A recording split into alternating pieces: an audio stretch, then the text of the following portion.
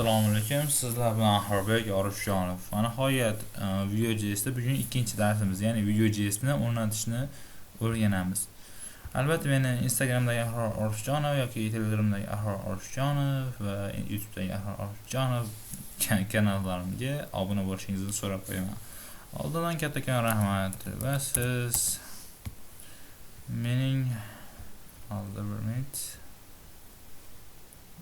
o'z fikringizni shu Ahror Grab'da bemalol yozib qoldirishingiz mumkin. Bu yerdagi kimlar savolingiz bo'lsa, albatta sizga javob beraman va mening kanalimda shu video darslarni ham ko'rib borishingizni tavsiya beraman.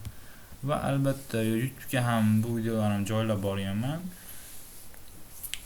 Bu Instagramga kirib ketdi hozir. Ahror Orifjonov.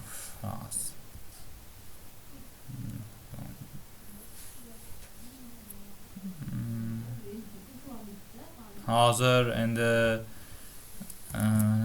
Ahror Orifjonov shunaqa deb yozsangiz YouTube'da mening o'zimning kanalim chiqadi va mana albatta hozirda bitta obunachi bor ekan, men o'zim mana shu Vue.js darslari ko'rishingiz mumkin. Albatta obuna bo'lib qo'ying va albatta shunaqa yangi chiqayotgan videolarga like, comment va izoh qoldirishni unutmaysiz degan umiddaman. Bu albatta bir kanalimiz rivoji uchun, ko'proq odam ko'rish uchun bir men uchun motivatsiya degandek va do'stlaringizga ham jo'natib qo'yishingizni tavsiya qilgan bo'lardim. Albatta ular yoqsa bu video darsliklarni ko'radi, yoqmasa yo'q. Xo'p, qanunda biz boshlaymiz. Keling, hozir bu yerdan bitta fayl ochamiz.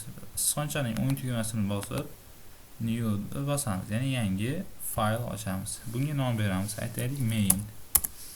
Hop, endi sichqonchani olib borib o'ng tugmasini bosamiz va open with code'ga bosamiz.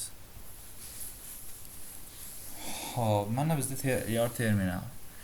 Hop, biz Vue.js'ni ishlatishimiz uchun bizga Node.js kerak. Buning uchun Chrome'ga, ya'ni Google'ga o'tamiz.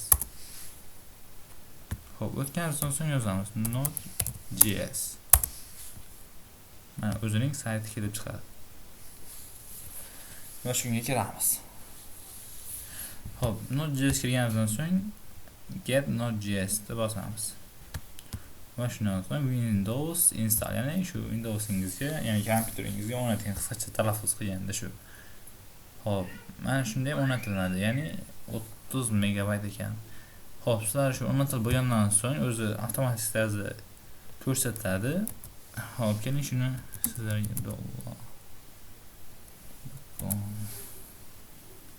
mana kompyuteringizni downloads bo'limiga o'tasiz.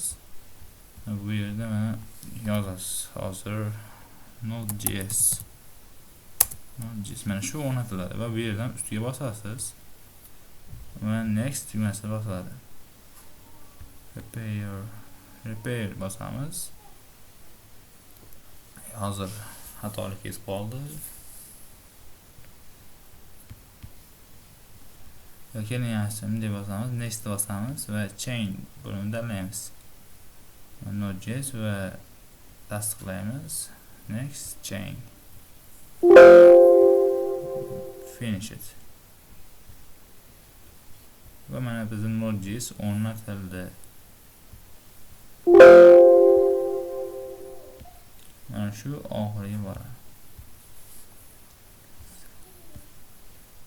Finish it bosib qo'yamiz va shundan so'ng Node.js o'rnatilganini tekshiramiz.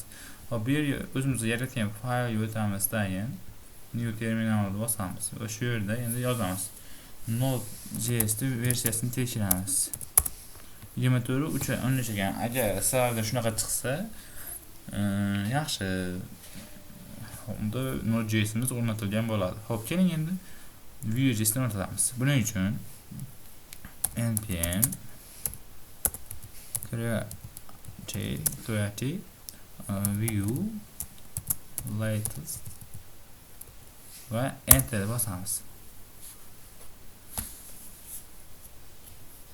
Albatta bu videolarim professionallikka da'vat qilmaydi, shunchaki Vue.js'ni mukammalroq o'rganishga harakat qilayotgan dasturchilarimiz uchun.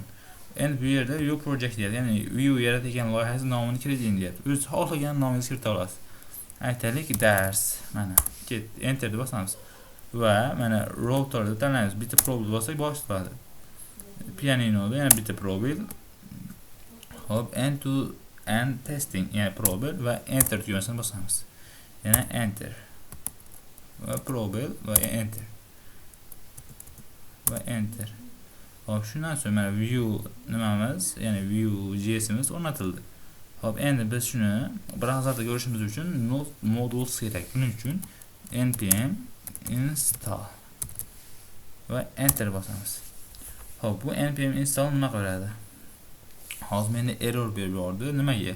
Chunki siz qaysi faylni ichiga o'rnatmoqchisiz deyapti. Buning uchun sd va dars degan faylni ichiga o'rnatmoqchiman. sd dars degani bu faylni ichiga kirib berish. Qaysi faylni ichiga? Dars degan faylni ichiga kirib berish.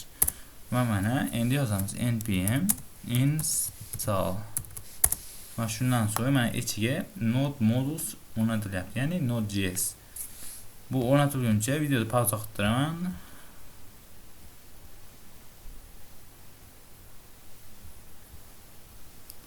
Mana bizda node modules ya'ni node.js o'rnatildi. Xo'p, keling endi brauzerimizga o'tamiz. npm run dev ya'ni loyihani ishga tushirish. npm run degani loyihani ishga tushirish. Hop, endi u bizga lokal beradi. Hop, hozir berish kerak. Internetimni maxsusligi uchun mana endi shu lokal ustiga permitni bosamiz va follow linkni bosamiz. Shundan so'ng o'zi avtomatik tarzda Google ga o'tadi. Va mana nihoyat bizda shu Vue.js ning asosiy loyihasi kelib chiqdi. Refresh qilamiz. Mana shunaqa mana bizning Vue.js loyihamiz ham o'rnatib olindi. Albatta siz so'rashingiz mumkin, agar bu React'ni biladigan yoki React yaxshimi yo Vue.jsmi yaxshimi degan savollar bo'lsa, albatta men ikkalasini ham qo'llab-quvvatlayman. Ikkalasi ham nima desam bo'ladi, ajoyib va zo'r ishlaydi. Ammo Vue.js da nima desam, tartiblar kod yozilganiga nisbatan men Vue.js mashhurroq va shuning uchun men uchun Vue.js yaxshi deb o'ylayman. Xolos, bugungi darsimiz shu. Sizlar Mahmud Olimjonov, kattakon rahmat.